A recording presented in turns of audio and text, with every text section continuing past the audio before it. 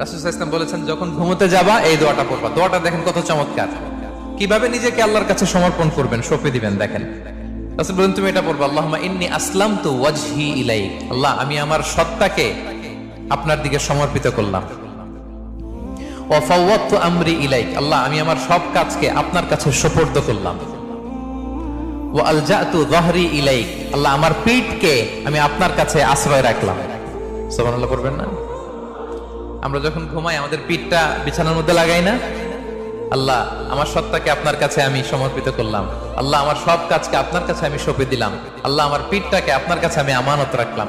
লা মালজা ওয়ালা মানজা মিনকা ইল্লা ইলাইক। আল্লাহ, আপনি ছাড়া আশ্রয় দেওয়ার কেউ নাই।